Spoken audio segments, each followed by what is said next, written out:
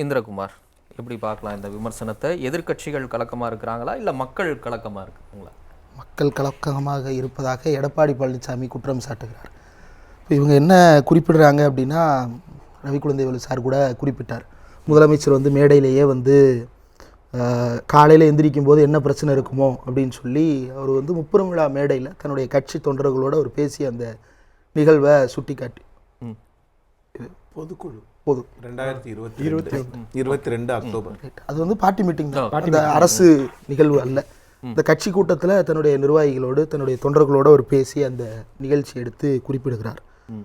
உண்மையிலேயே முதலமைச்சர் ஸ்டாலின் அவர்களால் இந்த ஆட்சியை வந்து திறம்பட நடத்த முடிகிறதா இல்லையா அப்படின்ற அந்த கேள்விக்கு பதிலளிக்கணும் அப்படின்னா 2002 நடந்த ஒரு நிகழ்வை சுட்டி காட்டணும்னு நினைக்கிறேன்.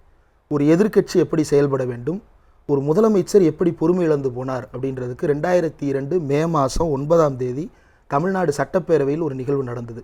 அன்றைக்கு திமுகவினுடைய எம்எல்ஏவாக எதிர்க்கட்சியில் அமர்ந்திருந்த துரைமுருகன் அவர்கள், நீங்கள் கொடுக்குற எல்லா புள்ளி விவரமும் தப்பாக இருக்குது, போலியான புள்ளி விவரங்களை கொடுக்குறீங்கன்னு ஜெயலலிதாவை கடுமையான நெருக்கடிக்கு உட்படுத்தினார்.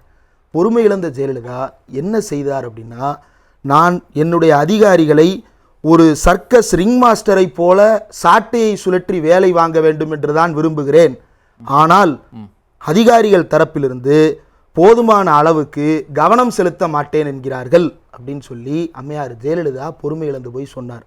அதாவது தனக்கு கீழே இருக்கக்கூடிய அதிகாரிகள் தன் பேச்சை கேட்டு வேலை பார்க்க மாட்டாங்கன்னு எதிர்க்கட்சி தலைவர்கிட்ட ஒப்புதல் வாக்குமூலம் கொடுத்தாங்க. இது பொறுமை இழந்து போகுது. சட்டப்பேரவையில் சொன்னார் அவர், அதை சொல்லியிருக்கிறார். அது மட்டும் இல்லை, அதற்கு சில நாட்களுக்கு முன்பாக எல்லா துறை செயலாளர்களுக்கும் அவர் ஒரு லெட்டர் எழுதுறார். அந்த லெட்ரு என்ன அப்படின்னா, ஒவ்வொரு துறை செயலாளருக்கும் நீங்கள் கொடுக்குற டேட்டா எல்லாம் தப்பாக இருக்கிறதா பல குற்றச்சாட்டுகள் வருது, பட்ஜெட் ப்ரிப்பரேஷனையே அது வந்து பெரிய நெருக்கடிக்கு உள்ளாக்குது, அதனால் தயவு செய்து சரியாக வேலை பாருங்க அப்படின்னு லெட்டர் எழுதுறாரு. அதற்கு பிறகும் ஒத்துழைப்பு கிடைக்கவில்லை அப்படின்னு சொல்லிட்டு ஜெயலலிதா அந்த கடுமையான வார்த்தைகளை பயன்படுத்துகிறார். அந்த கடுமையான வார்த்தைகளை பயன்படுத்தியதன் விளைவாக ஸ்டேட் ஐஏஎஸ் ஆஃபீஸர்ஸ் அசோசியேஷன் ஜெயலலிதாவை கண்டித்து கடிதம் எழுதுகிறார்கள். அது மட்டுமல்ல, அன்றைய சீஃப் செக்ரட்டரி சங்கருக்கு போய் ரெப்ரசன்டேஷன் கொடுக்குறாங்க. அன்றைய பேக்வர்ட் கிளாஸ் செக்ரட்டரியாக இருந்த ஆதி மூலம் நேரடியாக சீஃப் செக்ரட்டரியை போய் பார்த்து, அம்மையார் பேசின வார்த்தைகள் ரொம்ப தப்பு, அவருக்கு நாங்கள் உண்மையாக வேலை பார்க்கணும்னு நினச்சா அவர் எங்களிடம் இந்த அணுகுமுறையில் பேசியிருக்க கூடாது அப்படின்றத அவர் கடுமையாக தெரிவிக்கிறார். இதன் விளைவாக உடனடியாக ஒரு மாற்றம் நிகழ்த்தப்பட்டு சங்கர் வந்து சீஃப் செக்ரட்டரி பொசிஷன்லேருந்து வேற எங்கேயோ போயிடுறாரு. என்ன அப்படின்னா, இல்லை அவர் விஆர்எஸ் கொடுத்துட்டாரு உடம்பு முடியாமல் அப்படின்னு சொல்லிட்டு, அது வரைக்கும் ஆக்டிவாக இருந்தவர் திடீர்னு உடம்பு முடியல பர்சனல் ரீசன்னால விஆர்எஸ் கொடுத்துட்டாருன்னு ஆட்சியை நடத்த முடியாமல் போனது. இதன் விளைவாக ஜெயலலிதா என்ன செய்கிறார் அப்படின்னா, 2003 எஸ்மா டெஸ்மா என்று அரசு ஊழியர்களை சஸ்பெண்ட் செய்து ஒரு பெரும் அவலத்தை தமிழ்நாடு முழுக்க நிகழ்த்தினார். பல அதிகாரிகள் பல அரசு ஊழியர்கள் தற்கொலை செய்து கொண்டு செத்து போனார்கள். ஆட்சி அவலமாக நடக்கிறது அப்படின்னா, அவல ஆட்சி என்பதற்கு பெர்ஃபெக்டான எக்ஸாம்பிள் 2002-2003 ஜெயலலிதா நடத்திய அந்த ஆட்சி. அப்படிதான் இப்போது இருக்கிறதா? அரசு மருத்துவமனையில் ஒரு சம்பவம் நடக்கிறது. அந்த சம்பவம் நடந்து முடிந்த உடனேயே நேரடியாக துணை முதலமைச்சர் போகிறார், அமைச்சர் மா சுப்பிரமணியம் போகிறார். இப்போ அதிலேயே பல விமர்சனங்கள் வருகிறது. ஏன் வந்து ஐசியூக்குள்ளே கேமரா போச்சு அப்படின்றதெல்லாம். ஐசியூக்குள்ளே கேமரா போக வேண்டிய நெருக்கடியை ஏற்படுத்துவது யார் அப்படின்னா, ஊடகங்களின் மூலமாக எதிர்க்கட்சிகள் வந்து நீங்கள் என்ன செஞ்சீங்கன்ற திரும்ப கேட்கும் பொழுது வேற வழி இல்லாமல் அரசு தான் செய்வதை எல்லாம் தொடர்ச்சியாக வெளிப்படுத்த வேண்டிய தேவை இருக்கிறது. அப்படி வெளிப்படுத்தினால் உடனே விளம்பர அரசு அப்படின்ற விமர்சனத்தை எடுத்துட்டு வர்றாங்க.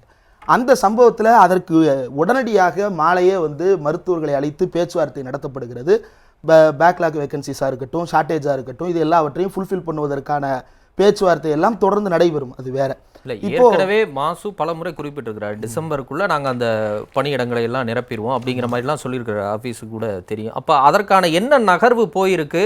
இப்போ இந்த மாதிரியான பணிச்சுமைகள்லாம் தான் அதனுடைய ஒரு நீட்சியாக தான் இதெல்லாம் நடக்குதுன்னு சொல்கிறாங்கல்ல. அப்போ எதுவுமே செய்யாமல் ஒரு நீஜர்க் ரியாக்ஷனாக ஒரு விஷயத்தை பண்ணிட்டு உடனே நாங்கள் நடவடிக்கை எடுக்கிறோம்னு சொல்லி தப்பிக்கக்கூடிய உத்தி திமுக அரசு கையில் எடுக்கல. நீஜர்க் ரியாக்ஷன்ஸ் கொடுப்பதாலாம் கருதல.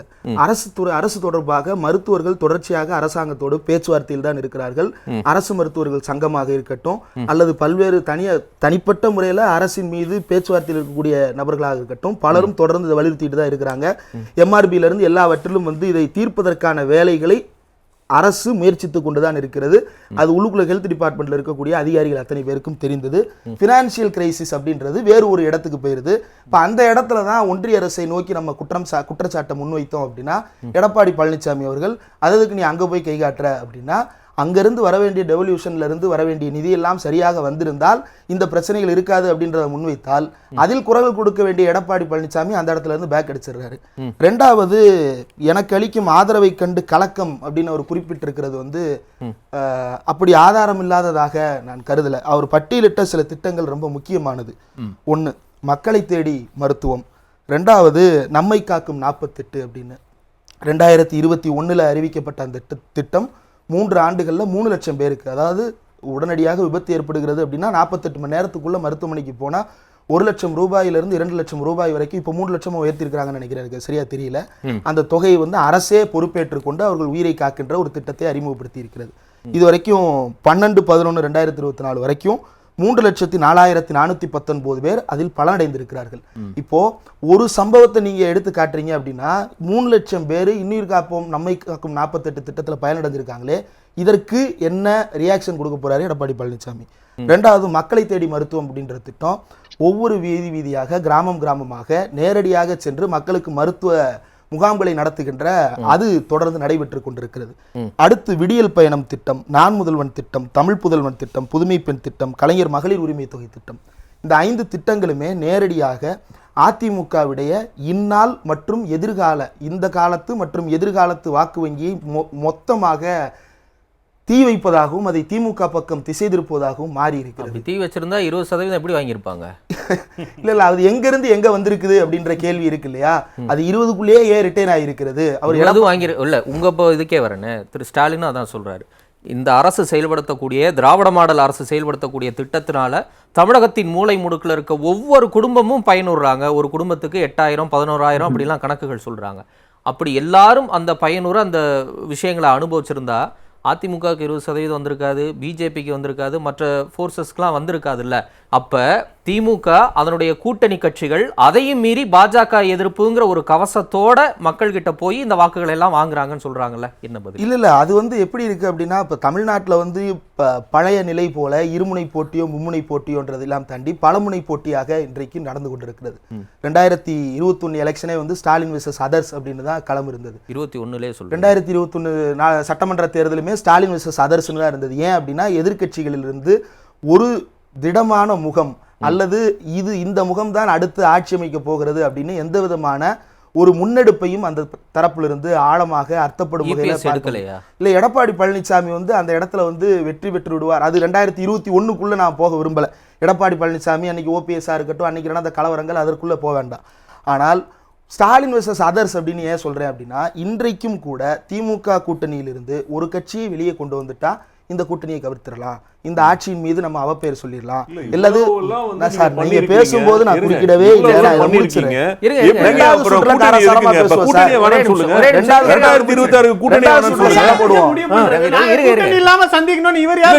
ஏகப்பட்ட திட்டங்கள் சொல்றீங்களே,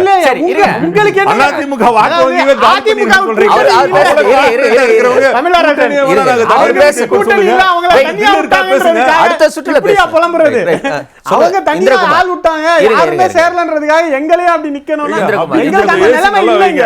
இப்பவே வேர்க்குது அவருக்கு. அதெல்லாம் இல்ல, வேர்க்கலாம் இல்ல, ஏசி போட்டா சரியாயிடும். இருங்க இப்பவே வேர்க்குது, தொடச்சிட்டே இருக்காரு. முதல்ல ஏசி கொஞ்சம் அந்த பக்கம் நல்லா வைங்க. சொல்லுங்க. இதுதான் சம்பந்தமே இல்லாம இருங்க அவர் பேசுறேன். இது பதற்றத்துக்கான அறிகுறி. திமுக கூட்டணியிலிருந்து யாரையுமே எதிர்பார்க்கல அப்படின்னா வேற யாரை எதிர்பார்த்து பலமான கூட்டணி அமைக்க போறோம் எடப்பாடி பழனிசாமி? அவர் முடிக்கட்ட அப்புறம் சொல்லுங்க. வேற யாரை எதிர்பார்த்து பலமான கூட்டணி அமைக்க போறோம்னு சொல்றாரு? வெளியே இருக்கிறது 3 பேர் தான் அல்லது 4 பேர்னு வச்சுக்கலாம். ஒன்னு பாமக, தேமுதிக ஆல்ரெடி உள்ளதா இருக்கு, அப்ப தேமுதிக விட்டுறலாம். வெளியே இருக்கிறது பாமக, பாஜக, நாம் தமிழர், தாவேகா. இந்த 4 பேரை தான் பலமான கூட்டணி அமைப்போம்னு கூப்பிடுறீங்களா அப்படின்னா, நீங்களே சொல்லிட்டீங்க முந்தானேத்து பாஜக கிடையாது அப்படின்னு. இப்போ மீதி இருக்கிறது தாவேகா, பாமக.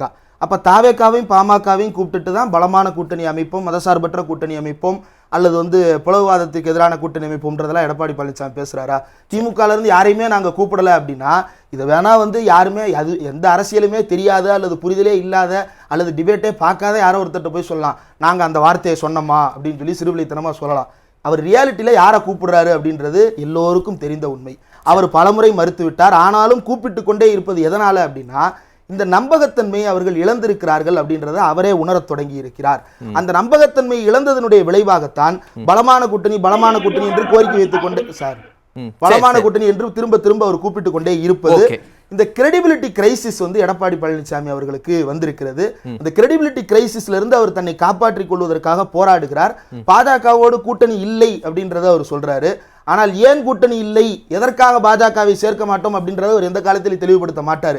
கேட்டால் இது தமிழ்நாடு அரசியல் களம், நாங்க இதற்குள்ள போட்டியிட்டுக் கொள்வோம் அப்படின்னு சொல்லி சமாளிப்பாரு. அடுத்ததா அந்த வாக்கு வங்கி அப்படின்றத பொறுத்த வரைக்கும் ரொம்ப பேசிக்காவே திமுகவுடைய பல்வேறு திட்டங்கள் இன்றைக்கு குடும்பமா போய் சேர்ந்திருக்கு. உடனே வந்து எல்லா ஓட்டும் திமுக வந்துடணும்ல, 100% ஓட்டு வந்துடணும்ல அப்படின்னா அரசியல் அப்படி இயங்காது அப்படின்றது நம்ம எல்லோருக்கும் தெரியும். ஆனால் இன்னைக்கு முதலமைச்சர் சொன்ன இன்னொரு விஷயம், வரலாற்றில் இடம்பெறும் என் பெயரும் திராவிட மாடலின் பெயரும் அப்படின்னு அவர் குறிப்பிட்டிருந்தார்.